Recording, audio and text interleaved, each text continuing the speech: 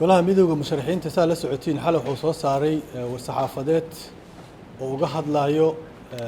madaxweynaha madaxweyne farmaajo oo dhamaaday iyo firaaqa dastuuriga arrintaas ka dhalan kara sida lagu samata bixi karo lagu badbaadi karo murtiyeedkaas saxaafaddu way akhrisatay shacabka Soomaaliyeed way arkeen waxaan rabnaa inaan ku darno faahfaahin dheeraad aan ka bixino murtiyeedkaas isaga ah waxaan rabnaa shacabka Soomaaliyeed u cadeyno in madaxweyne farmaajo ama madaxweynihii hore maxamed cabdullaahi farmaajo inuusan marna daacad ka ahayn doorasho dalka inay ka dhacdo waxaana sabab u ah inuu ku fashilmay doorashadii qof iyo codka ahayd in dalka laga qabto inuu ku fashilmay in doorashadii kaloo dadbaneed ee lagu heshiiyey isagii dowlad goboleed ay ku heshiiyeen ay soco weysay heshiiskii ugu dambeeyay 17 September 2020 lagu heshiiyey fulintiisii tabashooyin ku gadaamnaa kulli in uu fulintiisii asaga caqabad ku noqday saas daraadeed madaxweynaha wuxuu ku fashilmay inuu keeno heshiis siyaasadeed oo doorasho lagu galo madaxweynayaashii asaga ka horeeyay oo mid kamid dhinaciga fadhiya Sheekh Shariif Sheekh Axmed waxay ku guuleysteen xilligay talada hayeen in ay heshiis siyaasadeed oo la isku raacsan yahay la keeno oo dalka doorasho lagu galo taas uu ku fashilmay madaxweyne asagoo 2 maalin ka dhimantaa muddaxileedkiisa ayuu ka soo kacay shirkii asaga iyo dowlad goboleed ay fadhiyeen taasoo cadeynaysa inuu markas damaciisa ahaa extension ama muddo kororsi walina oo baarlamaanka arrintaas kula gaafureegay labo madaxweynaha waxaan kaloo anagu ku eedeynay inuu Soomaalina sharciga iyo dastuurka uusan ixtiraamin taariikhdiisa 4 sano kulligeed ay ahayd gacan ka hadal iyo violence iyo in markasta awood iyo ciidan laga hormariyo sharciga iyo dastuurka ugu dambeeyay ka baarlamaanka inuu soo geliyay 100 askari oo dhar cad ah si xoog ah loogu marsiyo qorshe xukuumadda ay waday oo ahaa muddo kororsi madaxweynaha waxa isaga qaldan inay awoodu tahay sharciga iyo legitimacy inay tahay wuxuu haystaa awoodda inay ciidanka iyo tahay iyo security-ga iyo sirdoonka oo la adeegsado inay awood tawalo haystaa waa aqliyad faasida oo dadka Soomaaliyeed ay runtii waa hore ka soo gudbeen waxyaalaha la yaabo waxaa kamid ah maalin dhaweed daraad markuu ka hadlayay madaxweynaha baarlamaanka hadalkiisa ugu horeeyay dhammaan shacabka Soomaaliyeed way dhageysteen wuxuu sheegay baarlamaanka in muddadiisii ay dhamaatay haddana sharciyo muhiim ay baas gareeyeen maadaama asaga uu ogolaa inay saas yeelaan wuxuu haystaa baarlamaanka muddaxileedkiisii dhamaaday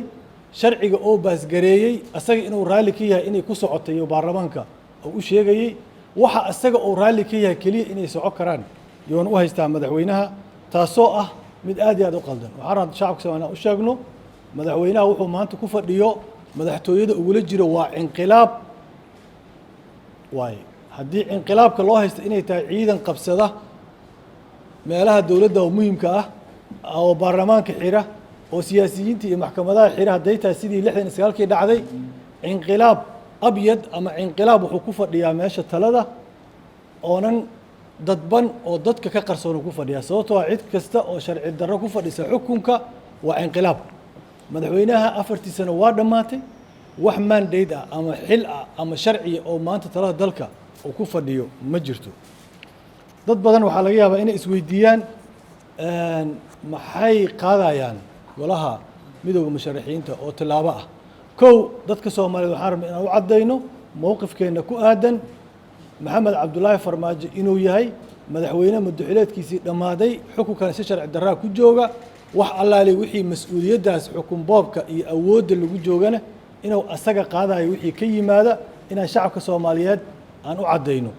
talaabooyinka aan qaadayno iyo sida aan arrintaas ula tacaalayno waa qaar kamidana waan soo jeedinay xalay sida lagu buuxi karo firaaqa dastuuriga hadduu madaxweynaha waan toobi waayo xilkana dhigi waayo talada dalkan iska wareeji waayo talaabooyinka aan qaadi doono iyo sida ula macaamili doonana maalmaha soo socda iyo ficiladeena iyo hadaladeena iyo kulamadeena iyo doodaheena ayaa ku muuqan doonta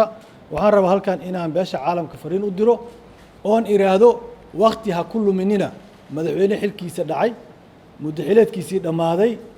af laguma sii karo sharciyad farmaajo waa sharcigiisiina muddaxileedkiisiina waa dhamaaday doorashadana caqabado ku yahay xagga aan iska dhigno sida dadaalka beesha caalamka waa ka mahadnaqaynaa laakiin waxaan rabnaa inta doorashada diyaarka u ah stakeholderska doorashada diyaarka u ah daacadana ka inay doorasho aadaan oo annaga xalay aan ku muujino warmutiyeedkeena iyo ayaga inaan ka wada hadalno sidii dalkan doorasho loo aadi lahaa oo aysan waqti ku luminin nin hadda saaki raadinaya muddo korosi raadinaya asoo sharci darro ku fadhiya madaxtooyada inaysan waqti aysan ku luminin mana doonayno hadday waayo aragnimo ugu dhiman tahay farmaajona hadda waa dad lunsan oo weli habawsanba hadday wax ugu dhiman yihiin farmaajo ay wax ugu dhiman yihiin farmaajo Soomaali intii ku filan way soo aragtay beesha caalamkana way soo aragtay waa caqabad dadkan iyo dalkan in laga horweji u baahan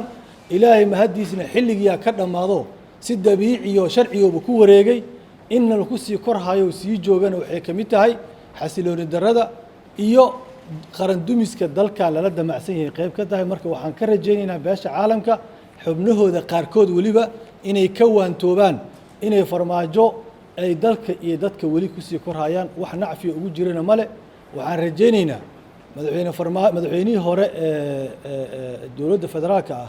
maxamed cabdullaahi farmaajo uma muuqdo nin taariikhda iyo sooyaalka Soomaaliya wax ka bartay waayihii soo dhacayna nin wax ka bartay uma muuqdo waxaan rajaynaynaa cid wax garata oo talo ku leh haday jirto oo waayahaas iyo taariikhdaas u soo nooleed inay u aqal celisaan rajaynaynaa